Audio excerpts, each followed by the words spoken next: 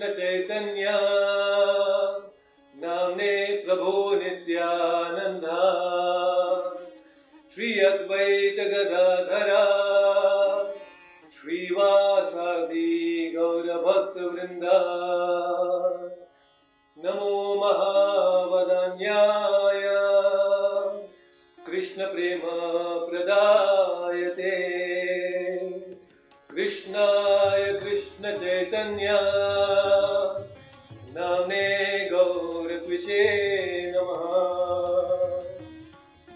Namo Brahmanya Devaya Go Brahmana Hitaya Cha Jagadhitaya Krishnaya Govindaya Namo Namaha He Krishna Karuna Sindho Dinabandho Jagatpate Gopesha Gopika Kanta Radha Kanta Namostute Tapta Kanchana Gaurangi Radhe Vrindavaneshwari Rishabhanu Sute Devi Pranamami Hari Priye Vancha Kalpatarubhyascha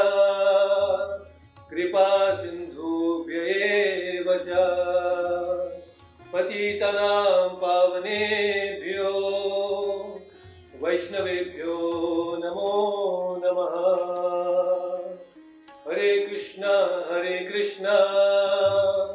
Krishna Krishna Hare Hare Hare Rama Rama Rama Hare Hare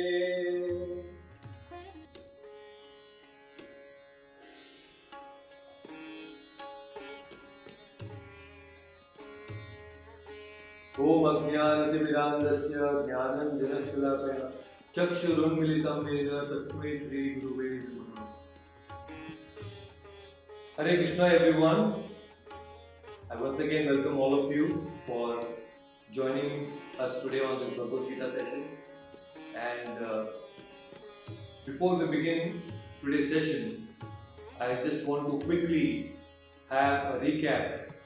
And before that, I just want to offer this whole session to my beloved spiritual master, His Divine Grace A.C. Bhaktivedanta Swami Prabhupada, who is the founder Acharya of the ISKCON movement. So, in the previous session, we have covered shlokas from 17 to 20th of chapter 2. And interestingly, we have understood a few concepts about consciousness. What is human consciousness? And how consciousness is actually the symptom of the soul. Without the soul, there is no consciousness. So our pains and pleasures that we experience in our life is all enabled because of the presence of the consciousness that we have. So without consciousness, there cannot be experience of pains and pleasures. And then we understood that how this consciousness is eternal, the soul is eternal, it's never going to die. So many different things we have understood in the previous session. And today, Krishna is going to continue to describe some more very beautiful qualities about the human consciousness and also the soul. So let's begin with today's shloka, that is shloka number 21. And I request we have with us Devi Simran Mataji, because she was the first one to join. So please unmute yourself and try to repeat after me this shloka. Veda vinashinam nityam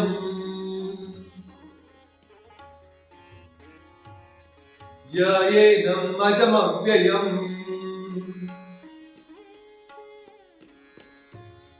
katam sa purushaha pata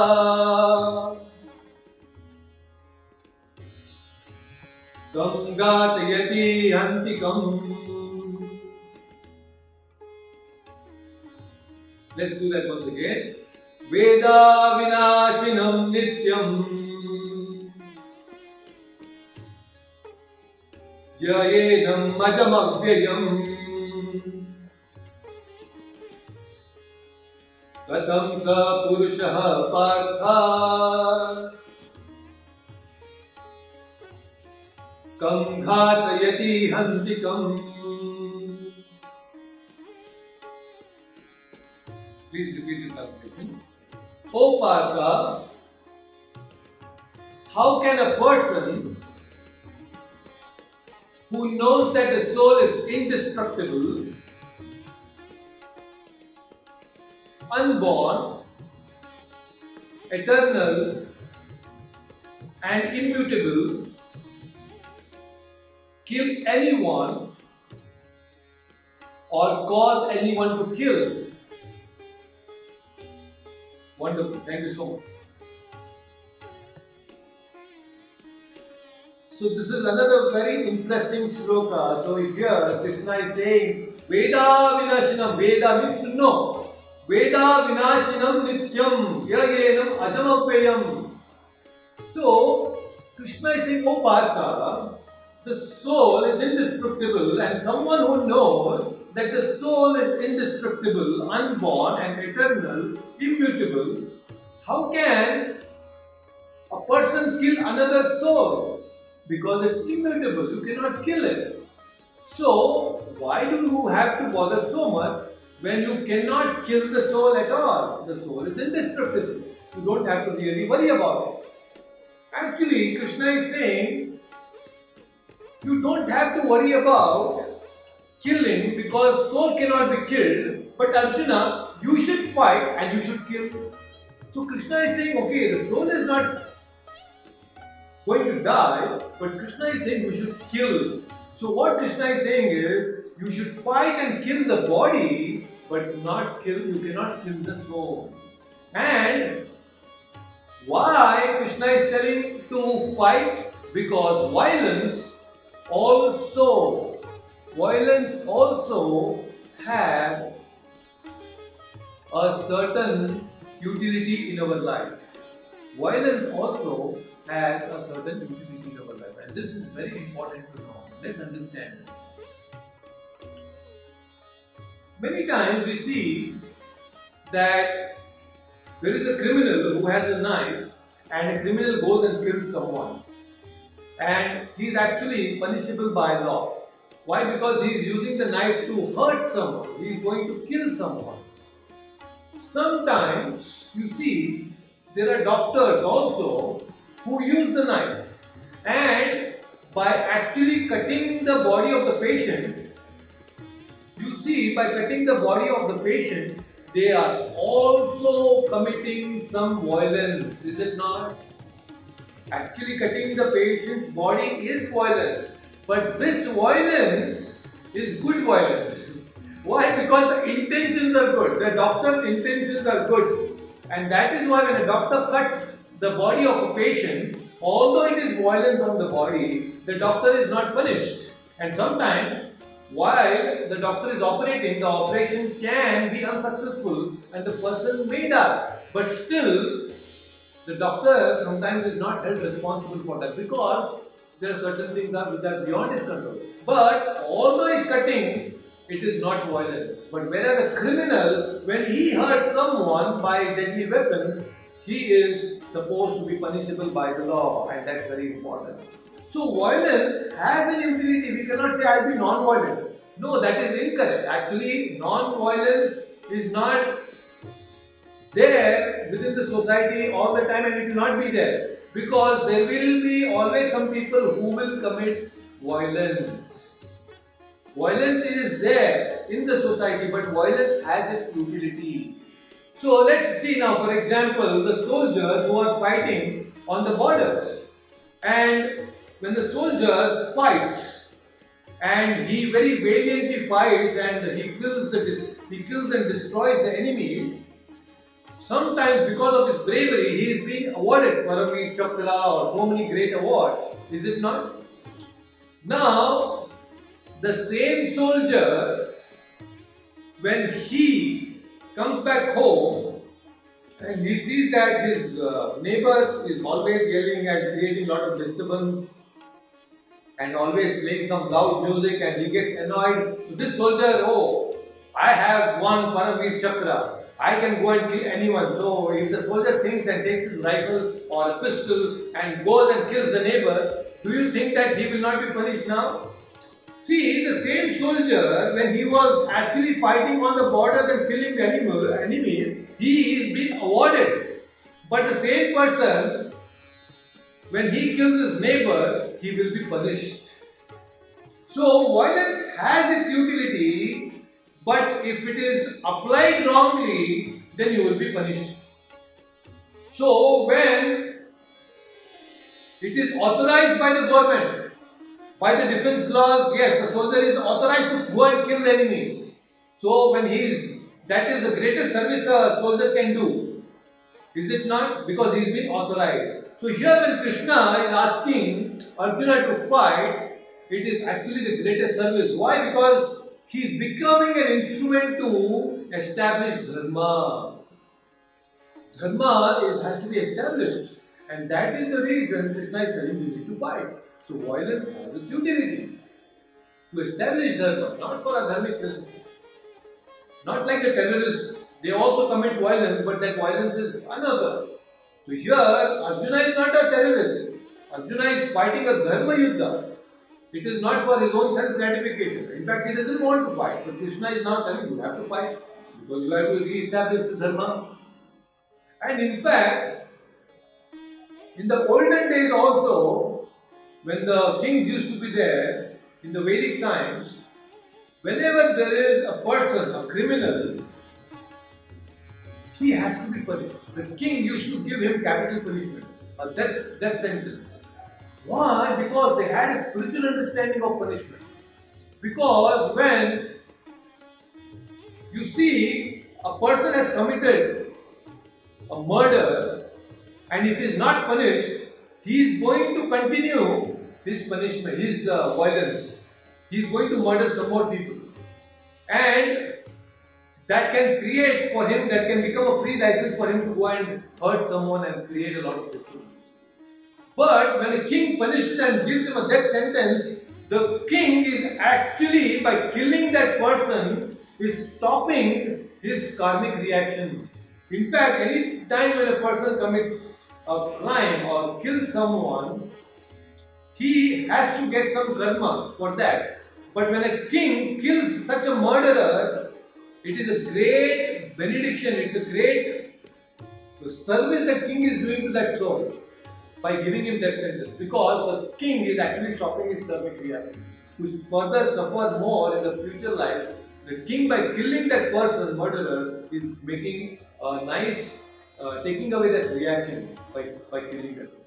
So there are a lot of such spiritual concepts, especially the karma part we will understand more in depth in the third chapter as we go forward. But here, very clearly, it is to be understood that violence also has its utility, but that violence has to be sanctioned by higher authority. So now, after understanding this 21st sloka, let's understand the next sloka, which is very, very interesting. And let's understand some more interesting thing what Krishna is going to reveal in the next verse. So I request Hina Mataji to unmute and please repeat after me this 22nd sloka, very interesting sloka. Vasam Jirna Niyata Vihaya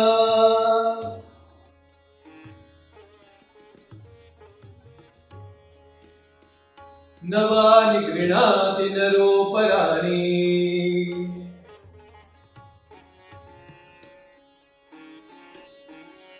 Tata Sharirani Vihaya Jirnani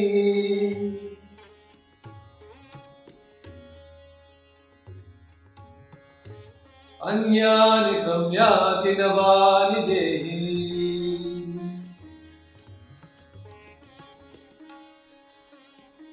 Wonderful. Let's do that once again. vasamsi jirnani yata vihaya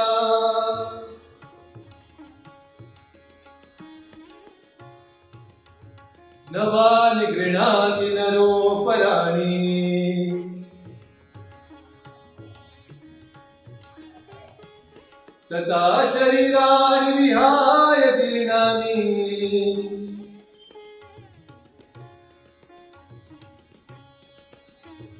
anyani samyati navani dehi.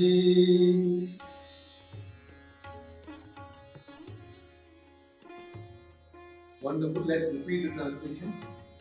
As a person puts on new garments, giving up old ones, similarly, the soul accepts new material bodies, giving up the old and useless ones. Thank you so much.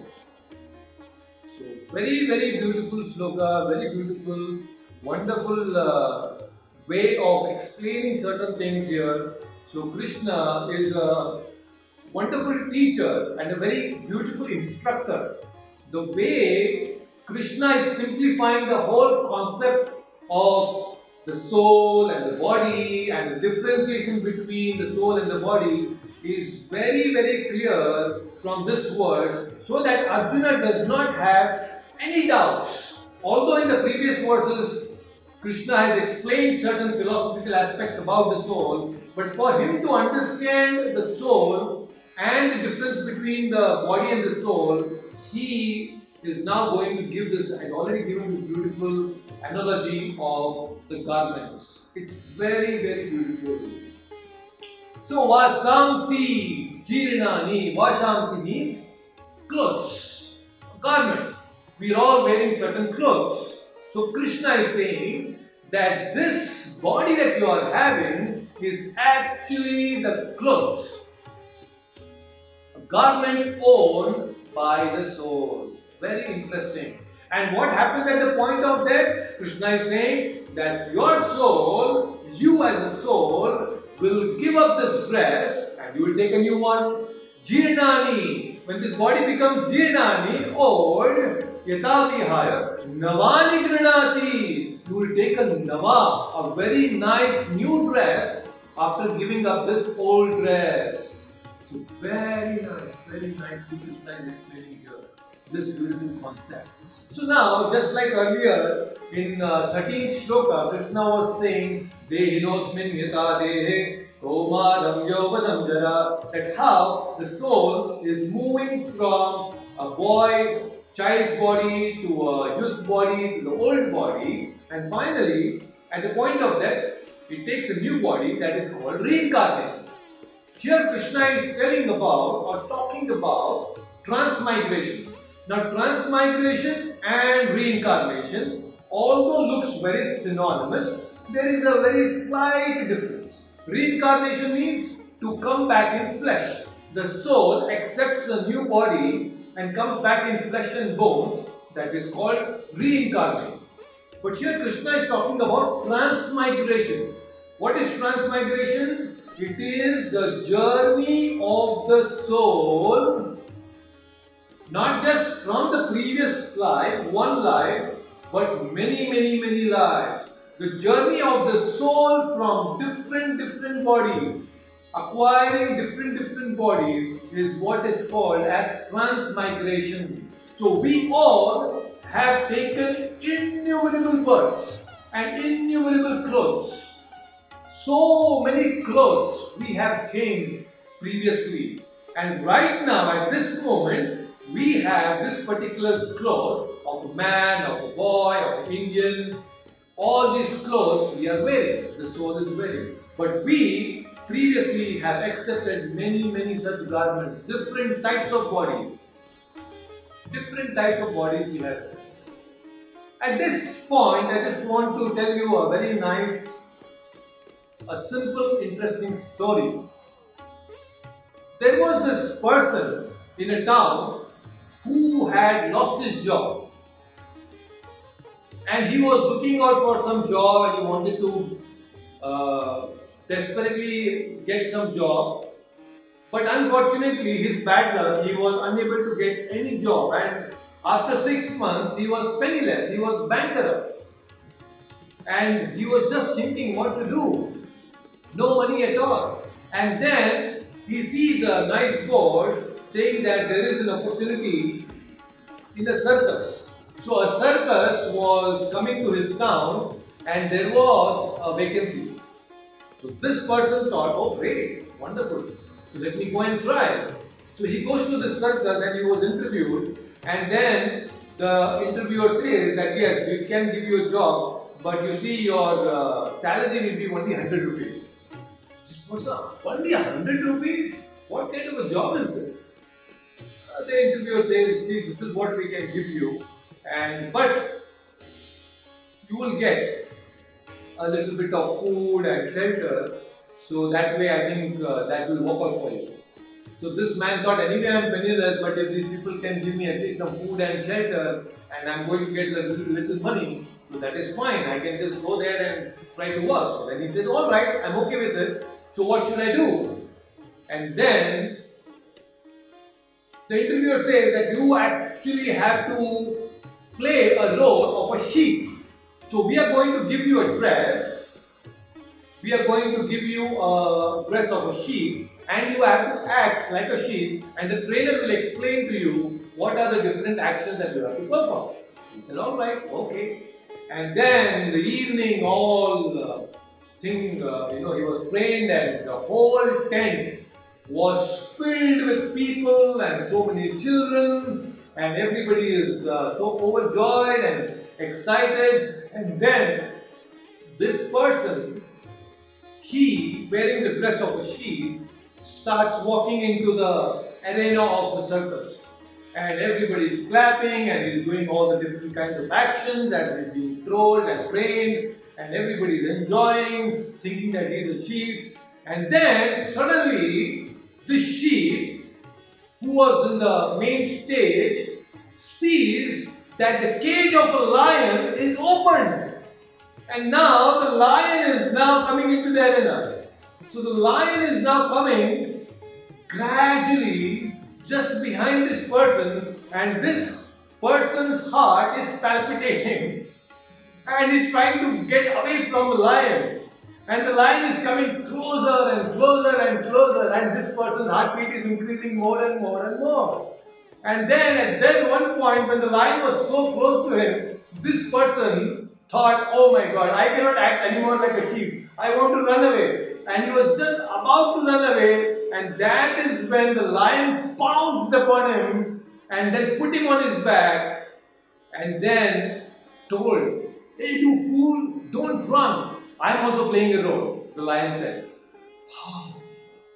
So this person was so relieved. Just like I am actually playing the role of a sheep, the lion is also not an actual lion, it is actually playing a role.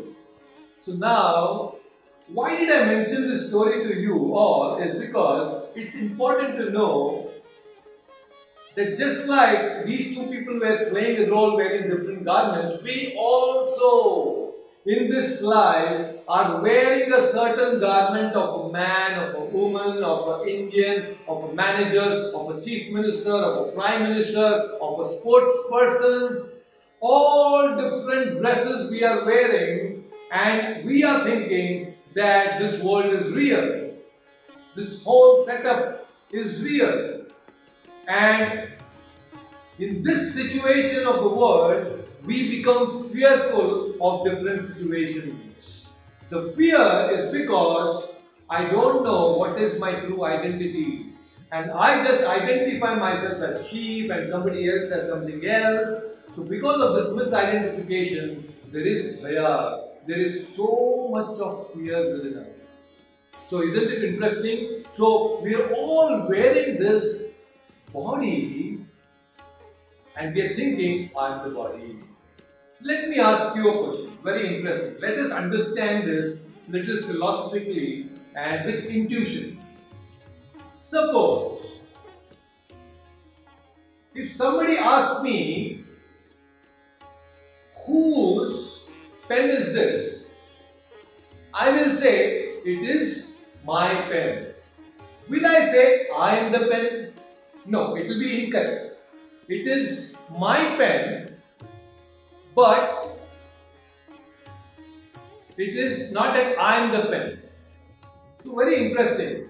This is my pen, I am not the pen. Similarly, if somebody comes and asks me, whose hand is this? I will say, it is my hand. I will not say, I hand or I am the hand. Is it not? So there is difference. So this is my pen, but I am not the pen. This is my hand, but I am not the hand. So similarly, somebody tells me or asks me, oh, whose body is this? Then I will say, this is my body.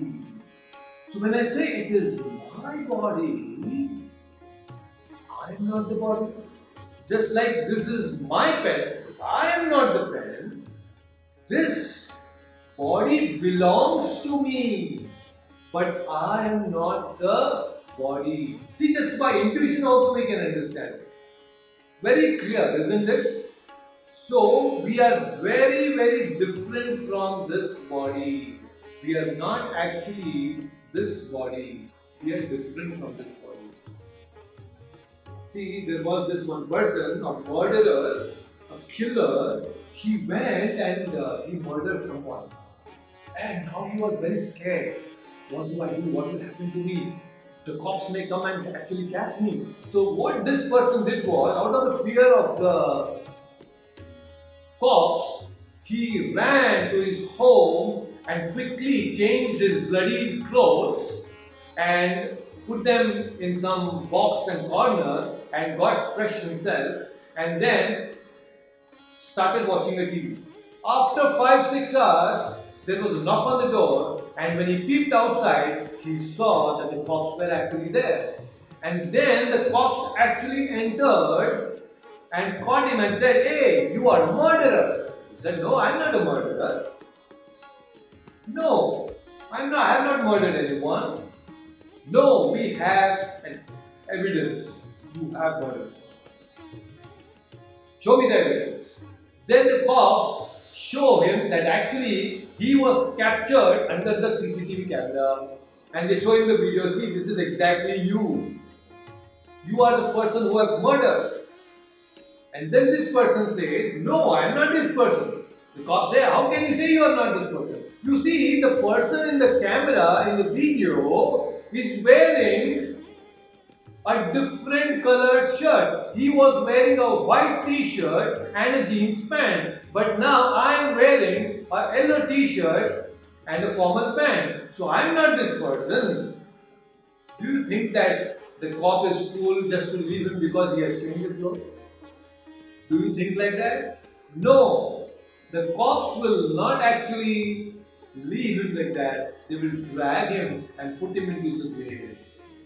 So what I am trying to tell you here is, so many times the soul, which is wearing different garments, can change the clothes, can change the bodies.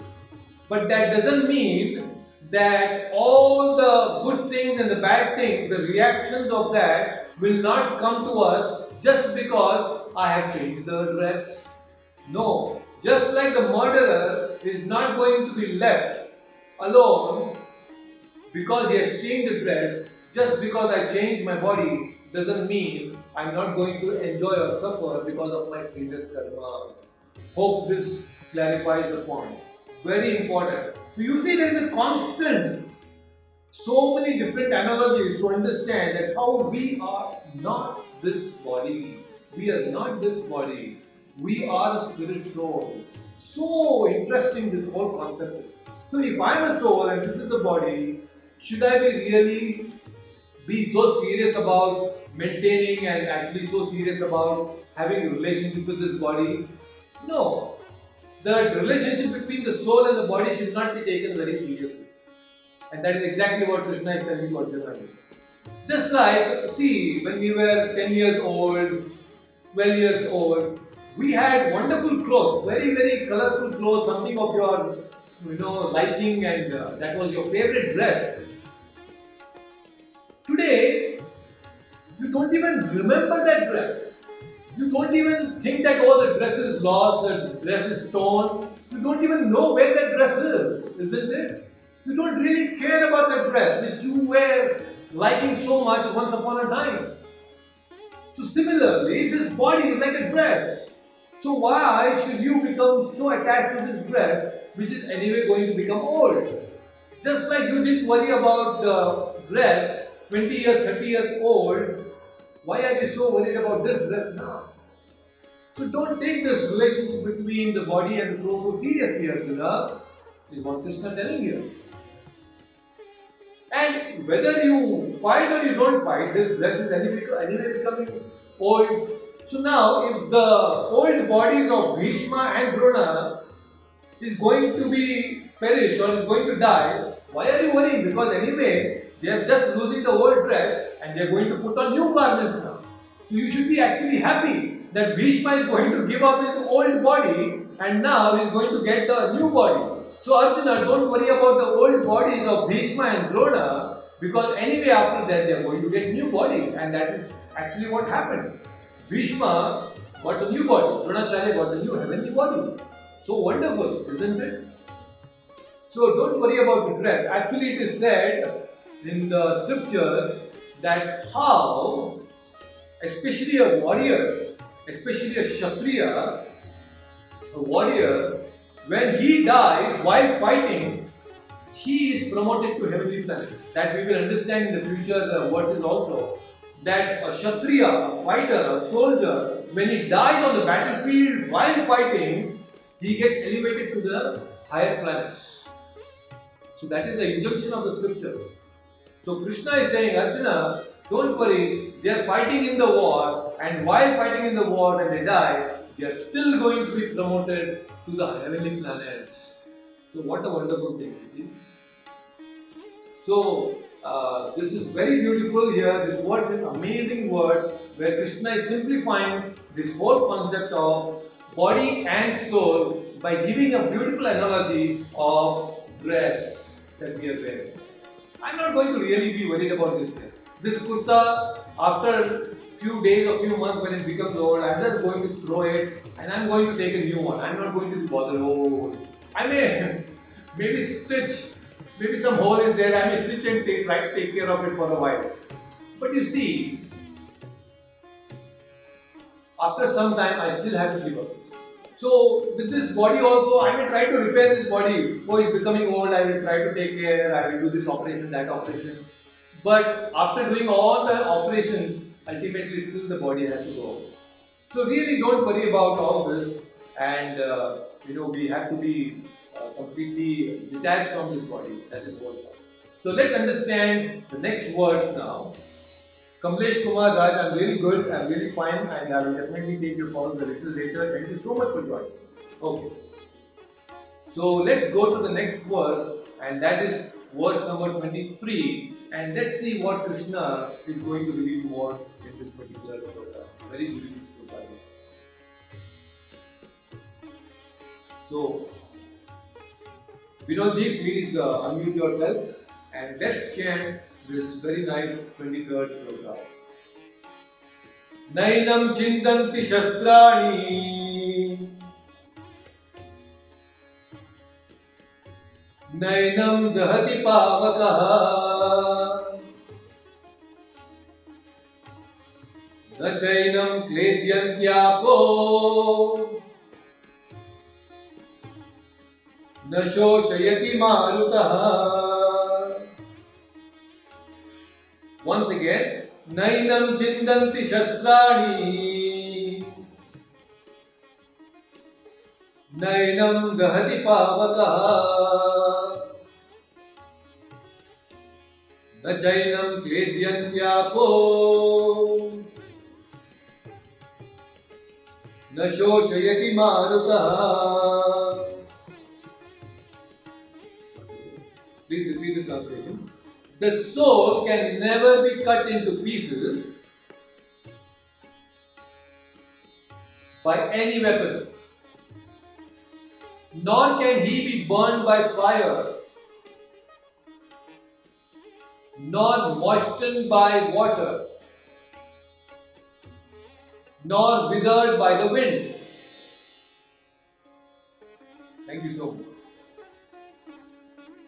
So, nainam chindanti shastrani, nainam dahati pavakaha, na klediyantyapoho. So, just like in the previous words, in the last session we saw that how Krishna used this 90-90 technique of the Upanishads, the way of explaining. So, the same Upanishad technique is being again used here by Krishna, and he's telling Arjuna that the soul, na inam chindanti, the soul cannot be cut into pieces. The soul is such a wonderful entity that it cannot be cut into pieces by any sharp weapon. So wonderful it is. What a powerful thing it is. And then Krishna is saying, nainam dahati pavakaha. The soul cannot be even burned by fire. See how powerful you are, you cannot be burnt out. And then Krishna is saying, na klediyantyapo. The soul cannot be moistened by water. So Arjuna may ask, okay, fire cannot burn, it cannot be drowned in the water, it cannot be cut into pieces, but the wind is very powerful. Maybe it may become withered by the wind. But Krishna is saying, no, na shoshayati marutaha. The soul cannot be withered, dried up by the wind also. See how powerful we all are. We all are spiritual sparks of Krishna, and Krishna is saying that we all are very powerful, who cannot be cut into pieces, who cannot be burned, who cannot be moistened by water, and who cannot be withered by the wind. So wonderful, very nice. So Krishna is basically telling here that the things which destroy the body cannot destroy the soul. So all these things, you see, the body can be cut into pieces. See, while sometimes Mataji, especially when they're cooking, when they are in the kitchen cutting something, they may cut their hands. Sometimes you have an experience of your body being cut by some sharp weapon, isn't it? But the soul cannot be cut into pieces. What an amazing thing it is. So the body can be cut into pieces, but the soul cannot be cut into pieces. Sometimes you touch the hot vessels, you might touch some hot vessels and you burn yourself. You touch the candle and, or maybe sometimes you want to take out the bulb which is so hot, especially the olden days, those filament bulbs, they should be so hot. And you may have burnt. I have an experience of that, that's why I'm sharing an example of bulb. You see, your body gets burnt, but the soul cannot be burnt. So wonderful it is. So you are so powerful, you cannot be burnt. The body is going to be burnt. And then, moisten, you take a flour, a wheat flour, and you put it in the water, it becomes an atta. And that dough, atta you take and put it in the water and then it becomes a very soft flour. But the soul cannot become like that. Like an atta, it cannot be softened. It's very powerful. And our body sometimes, especially winter times, you see the body becomes very dry and withered. But the soul will never become dry. You don't have to apply any moisturizing cream to the soul. Only body requires moisturizing cream. The soul really does not require. So that way, the soul is actually less maintenance. The body, takes away so much of maintenance. Body needs a lot of maintenance, but actually the soul does not require so much maintenance. It doesn't require. So it is maintenance free. Soul is maintenance free. But the body is so much filled with maintenance, isn't it? So let's understand, let's understand some more about this. So here Krishna is talking about weapons, that this soul cannot be cut into pieces by weapons. So we should understand that in our experience, we have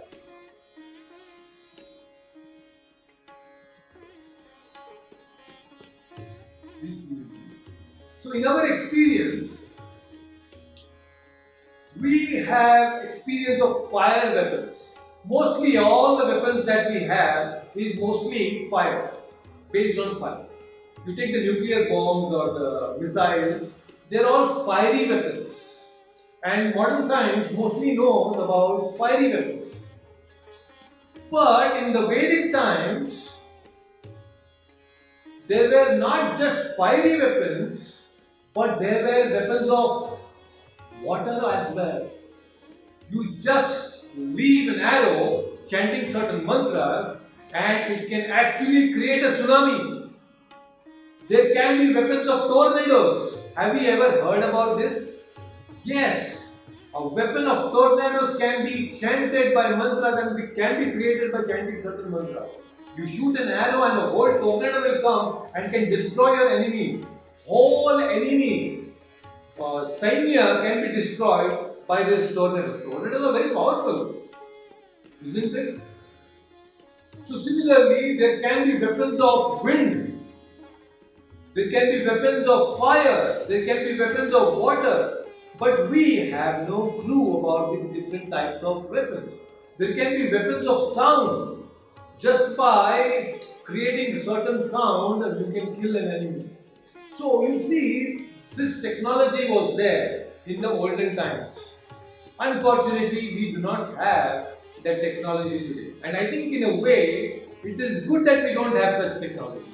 Because right now, whatever weapons we have, the weapons are in the hands of irresponsible people. And that is very dangerous. The modern weapons are in the hands of irresponsible people. And that is very dangerous. In the olden times, the weapons were under the hands of well-qualified and responsible Kshatriyas. Kshatriyas are not just soldiers or commander-in-chief or fighters. No, they are very well-qualified administrators who fight only for dharmic reasons. Kshatrayate iti Kshatriya. Kshat means pain. One who relieves someone from pain, one who protects someone from pain is called a Kshatriya. One who goes and hurts someone is not a Kshatriya. If there is a person who is suffering and if the Kshatriya's responsibility is to go and relieve that pain, that is Kshatriya. So, we should know that the weapons earlier were given to well-qualified Kshatriyas like Arjuna. The Brahmastras and all the different weapons were not given to ordinary people. They were given only to qualified people like Arjuna. So, all these things we should know that weapons are not just made up of fire like we have an understanding. Weapons can be of different kinds. Weapons can be of different kinds. So this is what Krishna is telling in this verse, telling that how the soul cannot be cut into pieces, cannot be burned, cannot be moistened or withered by the wind. And let's see what he is going to say in the next verse. Very interesting verse. So, Achyutanji, unmute yourself and let's chant the next verse, and that is the 24th verse, a very interesting verse. So please repeat after me. Achedyoyam adayoyam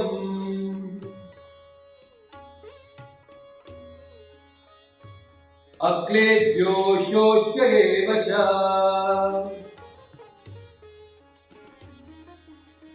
nityas sarvagatasthano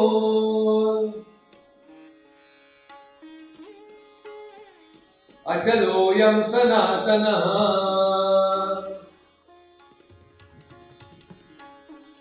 Wonderful. Repeat again. Achedyoyam adhayoyam akledyo shoshayevacha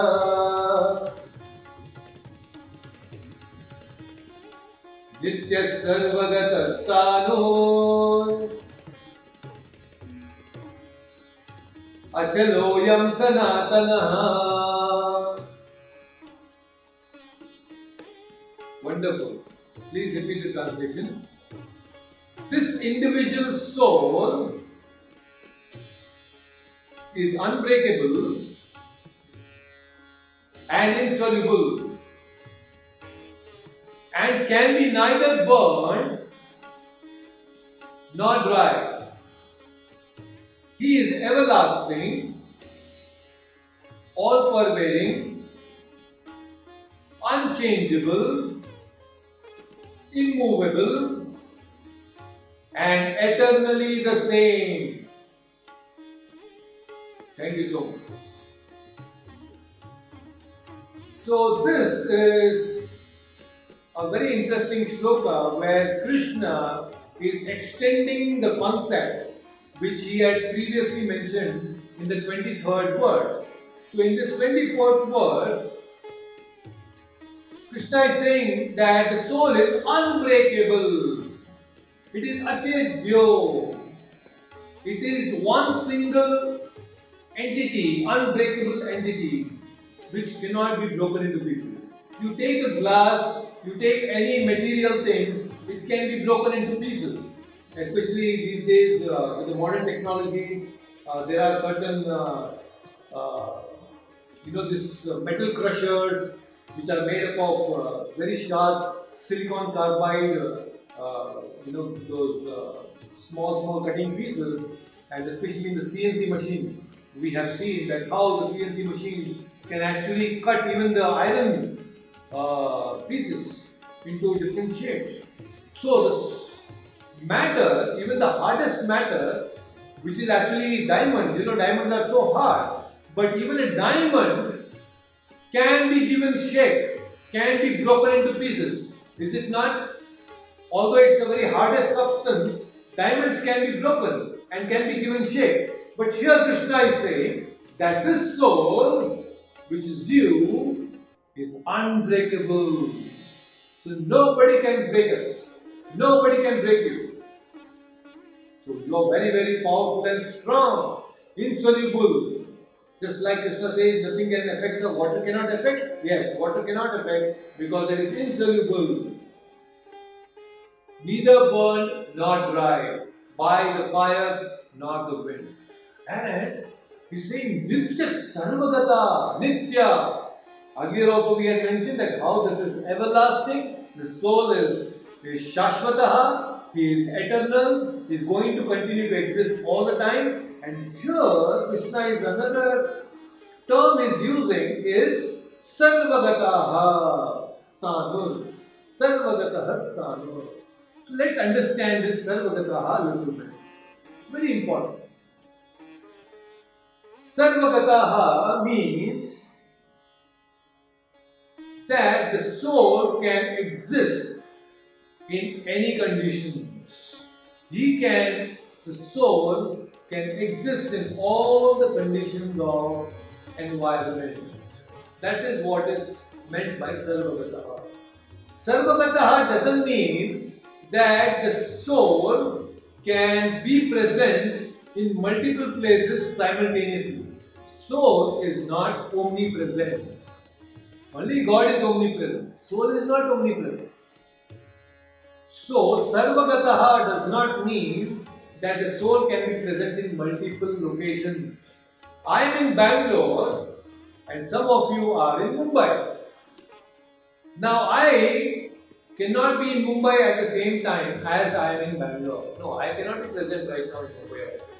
So, that does not mean, Sarvagataha does not mean I can be all pervading. That doesn't mean. But it means the soul can exist in all the conditions of environment. Let us understand this a little bit. See, many times the scientists have told us that for life to exist in Moon, for life to exist in Mars, there has to be certain conditions to support life. Oxygen has to be there, nitrogen has to be there, carbon dioxide has to be there, ozone layer has to be there, and so many parameters and so many things they will tell us that only if these conditions are there, only then life can exist. on Mars or on Moon, but that is incorrect. That is incorrect. Because the soul can live in any condition. For us to live on this planet, we need all this oxygen and other things. But there can be so many different living entities, souls, which have different types of bodies meant for Mars, meant for Moon, meant for Jupiter, and many different types of bodies there. In fact, according to our Shastras, souls are present in every planet, including the sun planet. Oh, Prabhuji, what are you saying? Souls are present in the sun also. The scientists will go bewildered by listening this. Yes, actually there are living entities even in the sun planet. How? Let us understand this logically. See, you and I, we have a body which is predominantly made up of earth material. Predominantly our bodies are made up of earth elements.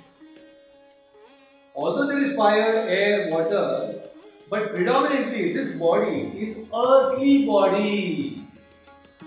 With this body, Dev Chandan, can you go into the ocean and live inside the ocean? Can you unmute yourself and say that? So, with this body, we cannot actually go and say, oh, I am going to stay in the ocean. Anyway, next to for some of you are in in Mumbai, so you have the Arabian Sea. So tomorrow Dev Chandran will say, I'm fed up by staying in Worli. Let me go inside the ocean, just like Krishna was there. And Dwarka is also in the ocean, Arabian Sea itself. Let me go to Dwarka. Let me go and stay inside the water. Can you do that? No, it's not going to be possible because this body is not meant to or designed to stay in water. But in the Arabian Sea, there are so many aquatics. There are sharks and fishes and turtles. They are nicely living in the water. If you take the fish out of the water and tell the fish, hey, come on, you don't stay in the water, you stay here on the land. Will the fish now live on earth? No, it is not possible. No fishes can actually stay outside of water. Why? Because they have a watery body and I have an earthly body. So people with earthly body can stay on earth. Fishes which have watery body can stay in water. And they cannot live vice versa. So similarly, just like there are earthly bodies, there are watery bodies, there are fiery bodies, bodies which are made up of fire, and those bodies can exist in the fire as well. They can exist in the sun planet as well. So this is how we need to understand that the souls exist in every planet, including the moon, including Mars. It's just that we don't know. But they live in a certain form. So the soul exists there as well.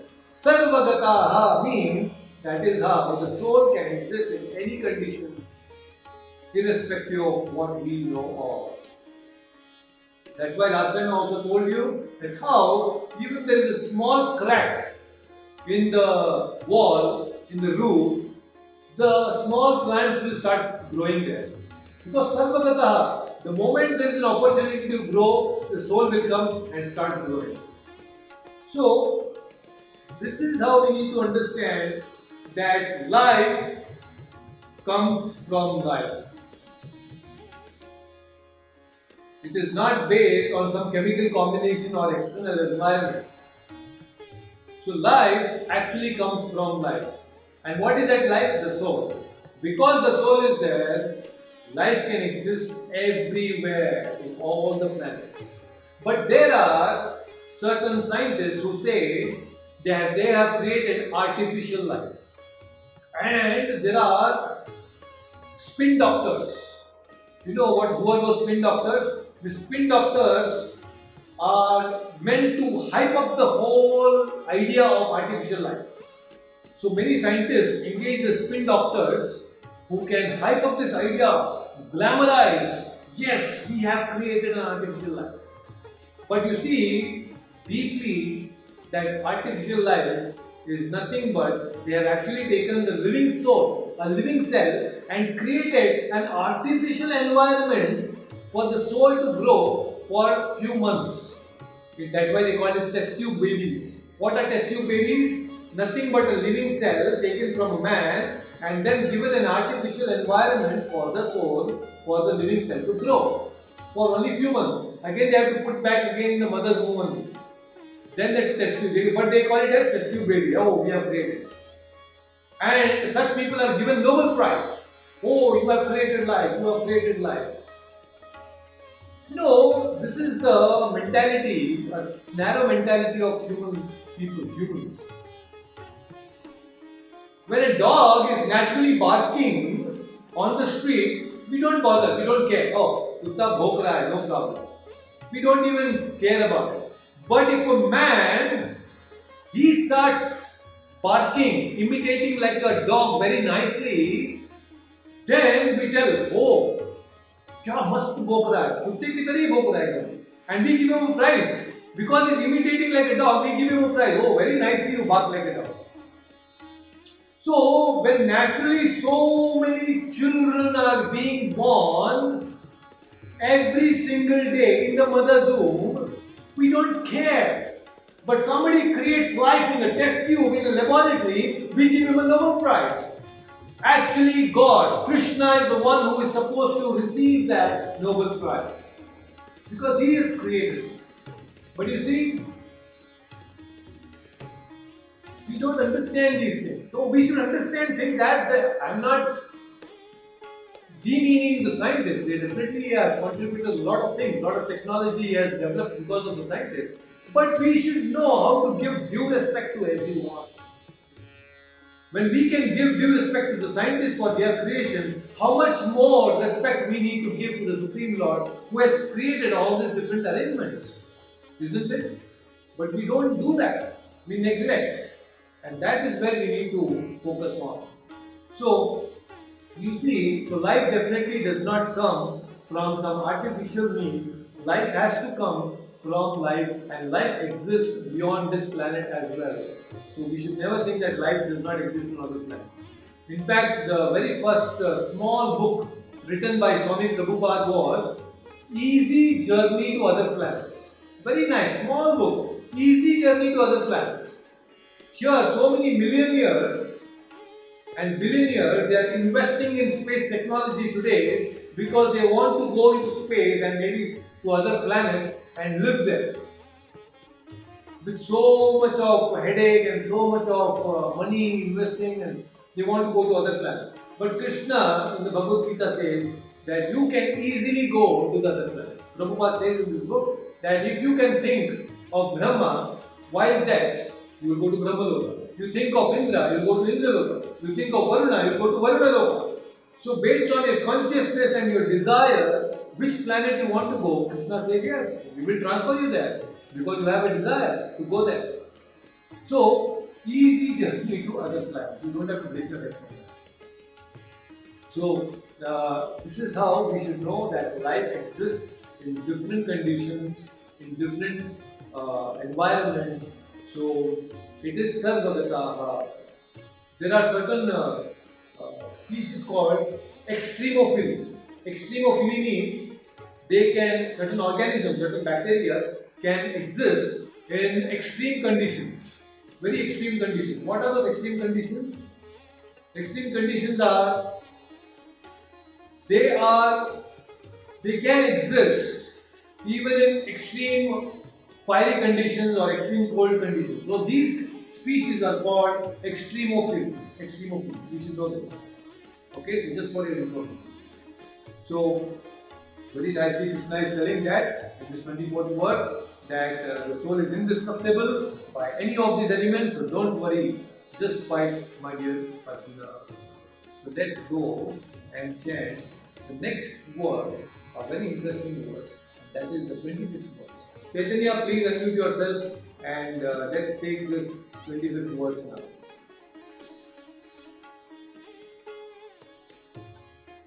Avyaktoyam achintyoyam avikaryoyam uchyate tasmadevam viditvainam nanushocitamagati. Once again, avyaktoyam achintyoyam avikaryoyam uchyate tasmadevam viditvainam nanushocitamagati. Let's repeat the translation also. It is said that the soul is invisible, inconceivable, immutable, and unchangeable. Knowing this, you should not grieve for the body. Thank you so much. So, another very interesting sloka here, and Krishna very beautifully is telling us, Avyakto, Avyakta, Vyakta means that which can be seen. But here soul is Avyakta, it cannot be seen. The soul is invisible. So, when Krishna is saying the soul is invisible, does it mean that we cannot see the soul at all? No, we can see the soul, but we need a certain qualification. Just like, see, when a person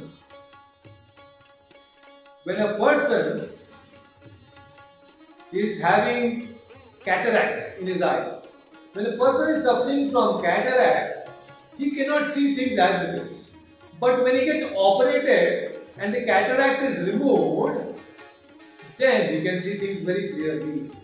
So right now, in this material condition, with this material conception of life, we are unable to see the soul, which is spiritual. But when you purify your consciousness and your perception, then we can see the soul. We can see our soul. Right now it is invisible, avyakta, but when you become purified and more spiritual, then it will become vyakta.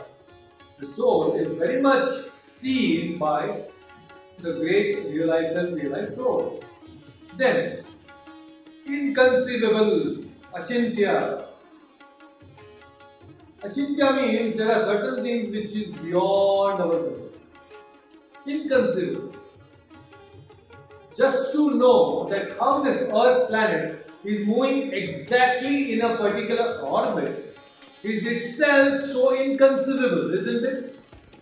The soul is inconceivable like that. How many planets or how many galaxies are there in this whole universe is inconceivable. We cannot really understand how many are there.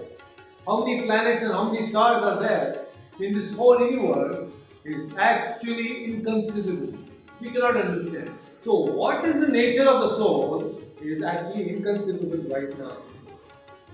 Just because it is inconceivable does not mean I should not study about the soul. अरे प्रभु जी हमको ऐसे भी समझ में नहीं आ रहा है. Why do I simply break my head and try to understand all these things? The question may come into your mind, right? Why are we studying about this soul which is inconceivable? It is because we are studying about the soul because it is you. You should know your qualities. So we are not studying anybody else's qualities. We are studying these qualities because it is your qualities. And you should know your qualities. You should know your strength. You should know your power. Just like Krishna is saying, you cannot be burned, you cannot be immuted. You are immutable. You cannot be burned, you cannot be weathered. So you see, these are your powers, so you should know your powers. Right? So that is why we should know. Krishna is saying Achala. I missed out at another point earlier. Achala. Achala means immovable. Please understand. The soul is Achala means the soul cannot be moved by matter. Now the question becomes, Prabhuji, you are telling that soul is immovable, but I am moving everywhere. And I am in this matter, body. Don't think that this body is carrying the soul everywhere. The body is not carrying the soul everywhere. The soul is carrying the body everywhere. There is a difference. Actually, the soul cannot be moved by matter. But the soul can move from one place to another place by its own desire. The desires can make the soul move, not the matter. Please understand, very important. You cannot tie one rope to the soul and try to pull it from one place to another place. No, it's not possible. The soul moves by its desire. I'll give you an example. A very hypothetical situation, okay? This is a very hypothetical question and hypothetical situation. A person is watching cricket match. He is fully immersed in watching the cricket match on his iPad. He is watching the cricket match is so intense. He is so involved in the cricket match and he is watching in the iPad.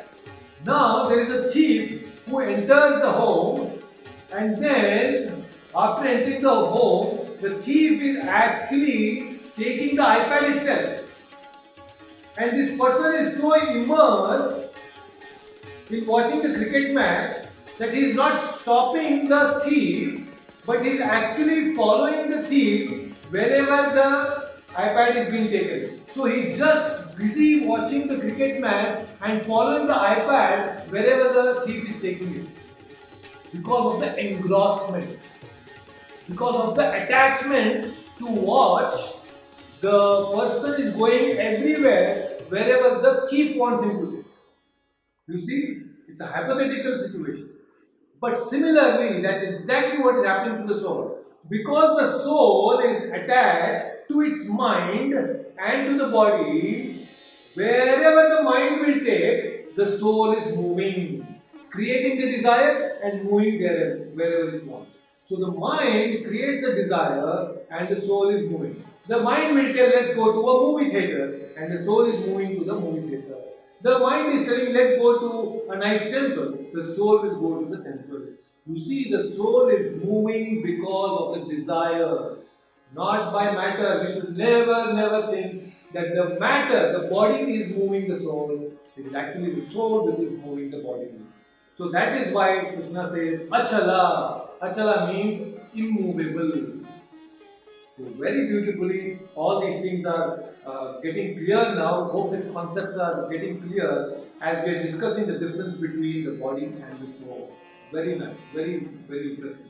So this is what is explained in the 26th sloka. Let me see the time. It is already 12:20, and I think we have certain questions. And let's take certain questions, and that way we will be able to cover them also. So let me take some questions. I think there are certain questions on open talk also. So Lakshman has asked me certain questions. Lakshman, I will definitely take your questions.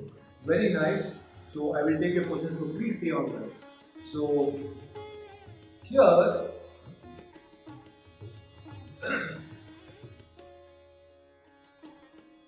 Chaitanya is asking, if we are not the body, why are we given this wonderful gift to experience physical, emotional pain? Does soul also experience pain and suffering? Yes.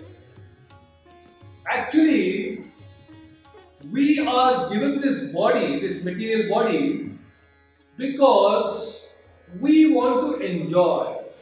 Now, enjoyment is not a problem, but enjoying independent of God, enjoying independent of Krishna, is the problem.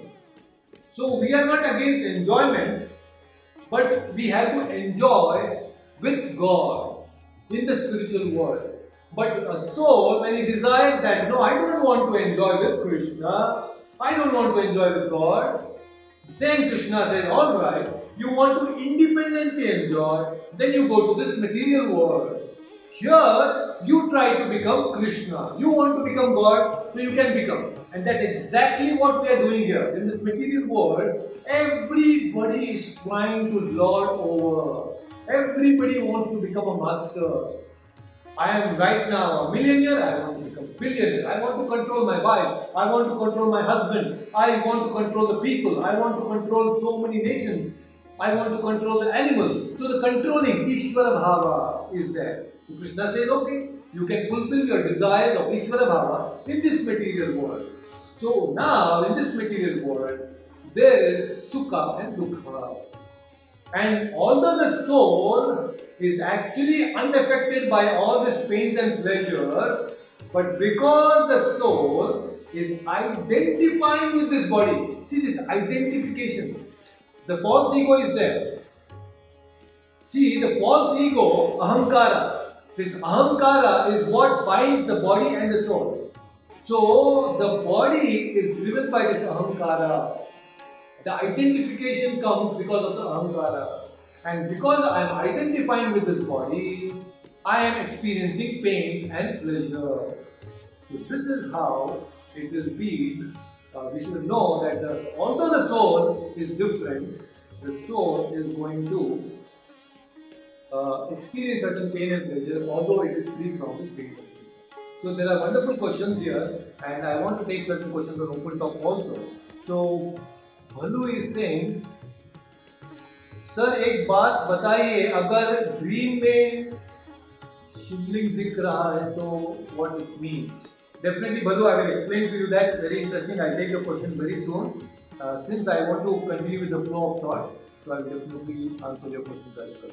Just stay online, and Lakshman, I will definitely answer your questions as well. Okay? So, Hina Mataji is asking, can you explain what you meant when you said that Kshatriyas go to the higher planets? Okay, so what happens is, when the Kshatriyas, the soldiers, the fighters, when they give up their life for a higher cause, see, we all have an attachment to this body. Everybody loves their body. Nobody wants to die.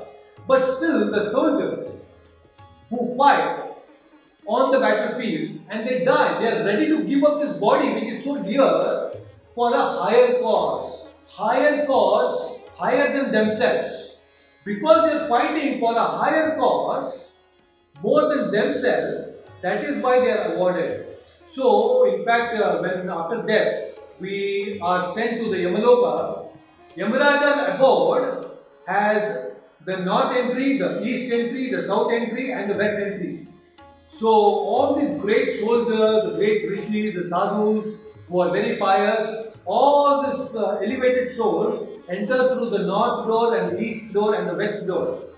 Only sinful souls, those who have committed lot of heinous acts, who have committed lot of papa, those people are taken from the south door of the Yamaraja's palace. So, these great soldiers who have given up their life in the battlefield for a higher cause, Yamaraja invites them very, very nicely and then gives and awards them to go to the higher planets and enjoy the heavenly planets. So, that is why Kshatriyas, those who fight for the right cause, a cause above them, they are awarded a heavenly planet, higher planets. So, hope that answered your question. If you have a question, with respect to that, you can unmute and directly ask questions. So, keep thinking about it, Hina Mataji, and then there is another question by Achyutanji. Is the soul pure or does it need purification, Prabhuji? The soul is pure, always pure, but the soul has a consciousness. Now the consciousness of the soul is become impure. It's become materialistic consciousness. So that consciousness has to be purified. See, the magnet is there, the magnetic field is there.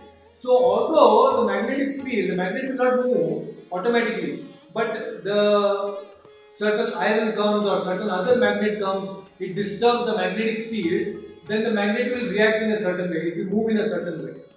So similarly, the soul is unaffected, it is all pure, but the consciousness of the soul, that gets affected by the worldly desires.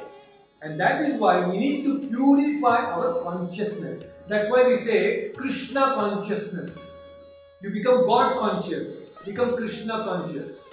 Because when you do that, then you will be able to experience the purity of the soul. The soul is already pure, but we are unable to experience the purity right now in this material condition. So hope that answers your question. So Chaitanya is asking another thing here.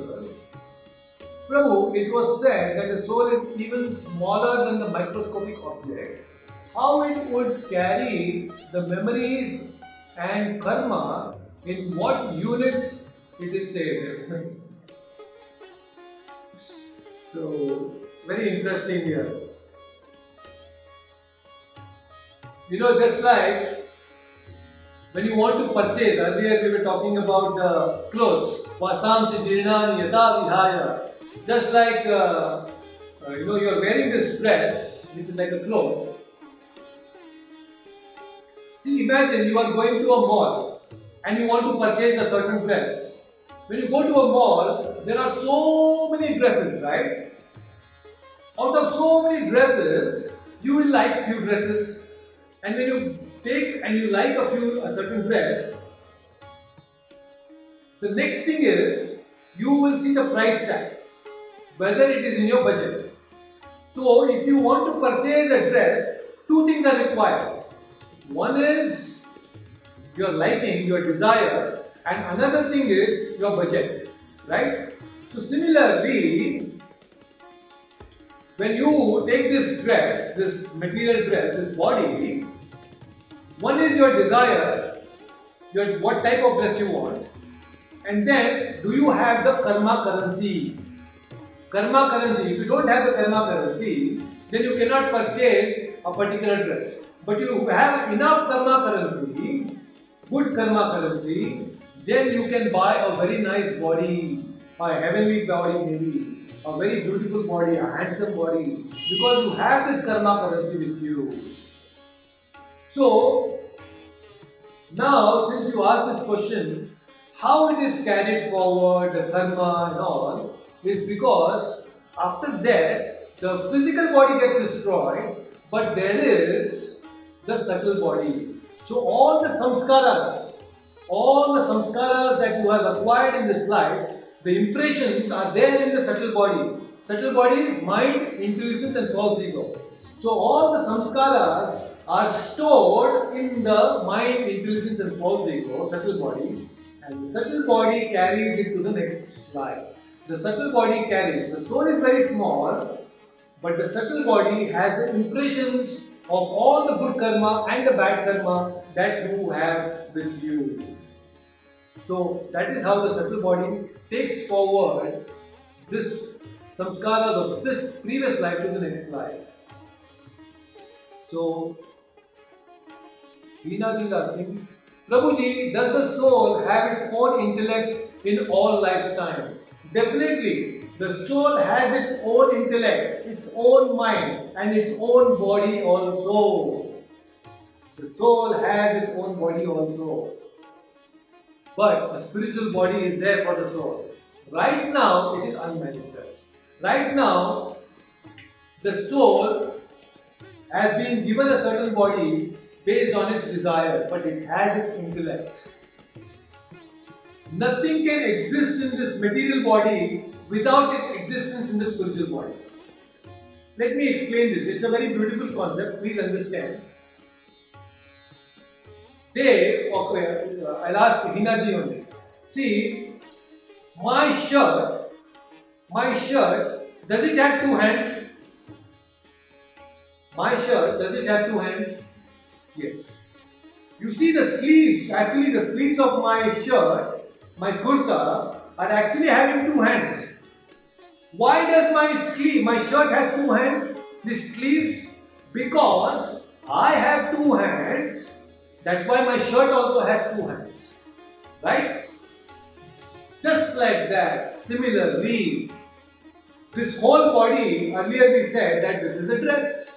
Now this dress, this material body has two hands, two legs, one nose, two eyes, one mouth, because there is a subtle body.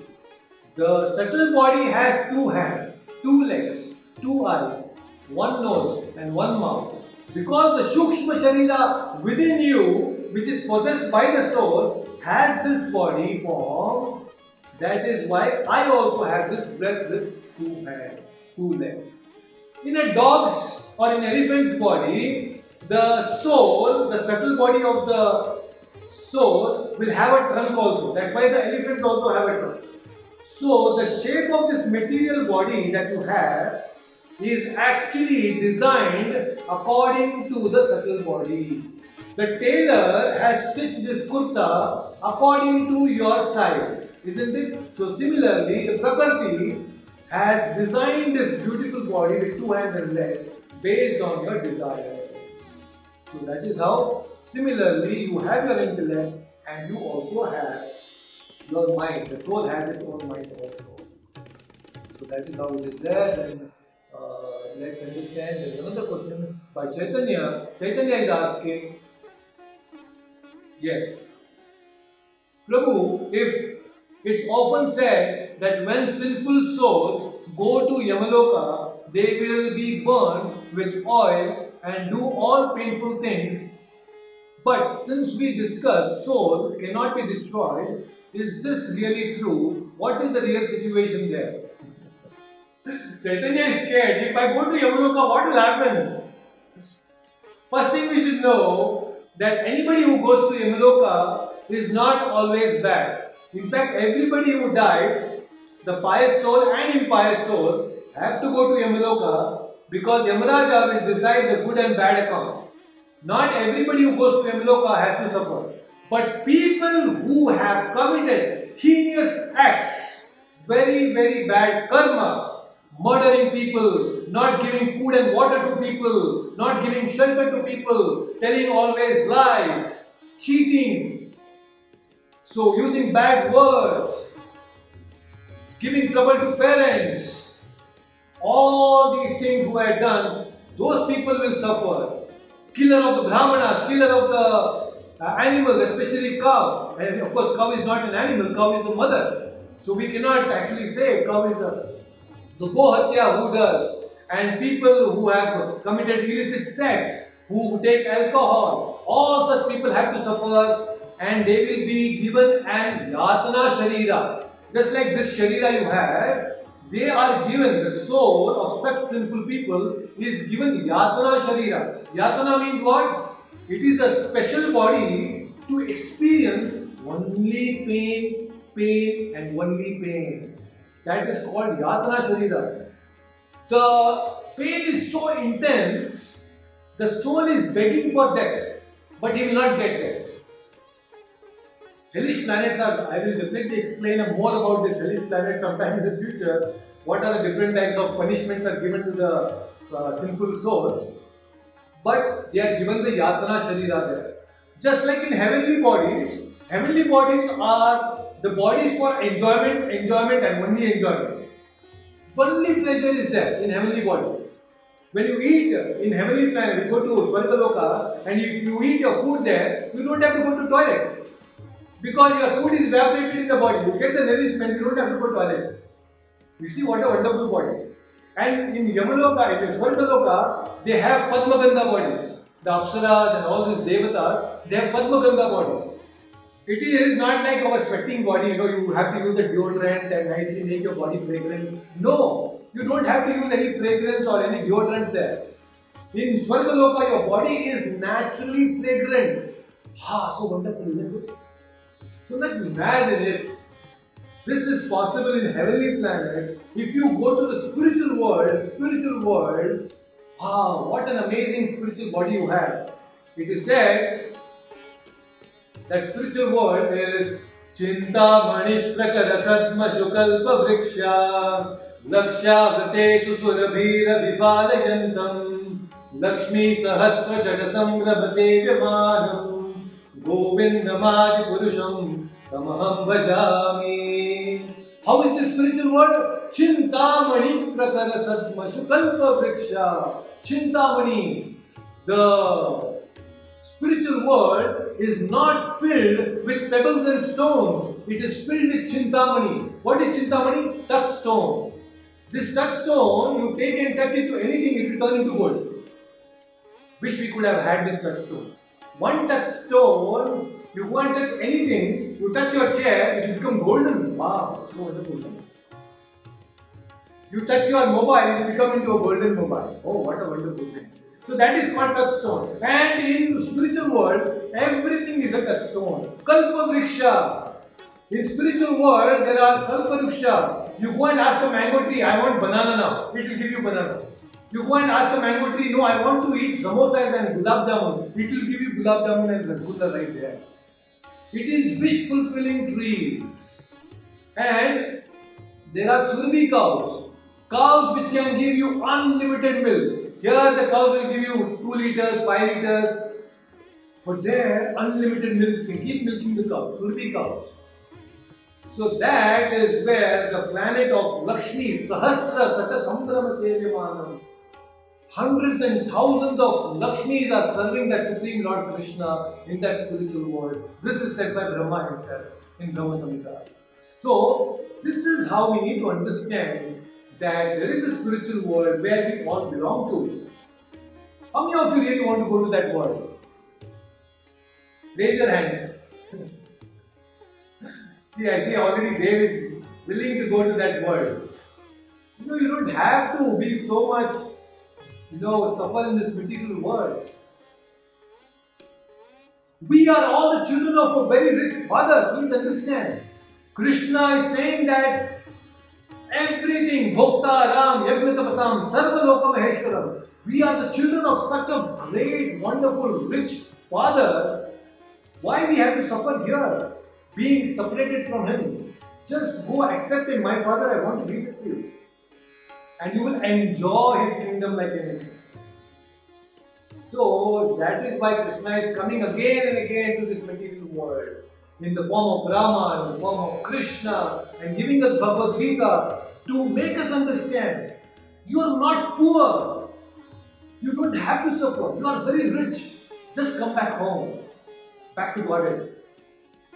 So, I think this is how we need to take it very seriously, the spiritual life, and we should definitely take up spiritual life in a more Tivrena Bhakti Yogena. You have to do this Bhakti Yoga intensely, and that can be done by chanting the Hare Krishna Mahamantra. So please, all of you, I request each one of you to please chant every day the spiritual Hare Krishna Mahamantra. Spend 10 minutes, 15 minutes, and I'm sure it will help you so much. So this is how we need to understand these things. There are many more things coming up in the future sessions, and we will understand many wonderful questions. And we'll take more questions and more questions. So I think that's it today, and I have Lakshman's questions, but I will take them offline after this session on Google Meets. So alright then, so please take care, and we will see you again next Sunday. If you have any questions, you can please message me, and I will definitely respond to them. So thank you so much for joining, and please spread the word, and hopefully some more people can join in and take the benefit of this session. So I will share the recording, and you can please distribute to others also. Thank you so much for joining. Hare Krishna. Hare Krishna Dev, Hare Krishna. Alright, so I have now certain questions here by Lakshman, and let me take Lakshman. I hope you are still there. If you are there, please type so that I can take your questions. So please feel free to ask me questions. Let me see what he has said. Number one, if Vedas are prohibiting idol worship in Yajurveda, chapter 6, verse 21-23, saying Nasta Pratima Asti, meaning there is no portrait of God, no statue, no sculpture, then why do we go against our own desire? Okay? Since you have read the Vedas, I'm asking you to. So I just want to ensure if Lakshman is still there. Lakshman, if you're still there, please type in and I'm definitely going to answer that. But let me see if Bhalu will also ask him such a question. Okay, sir, एक बात है अगर dream में शिवलिंग दिख रहा है so what does it mean? Maybe you are worshipping Lord Shiva constantly every day in the morning, and that's the reason I think you are getting also the dreams, because dreams are generally you get them when based on the activities that you do throughout the day. So when you have such intense desires and activities throughout the day, that is what you also get in the dream. So that is one reason why you may also get shivering in your dreams. And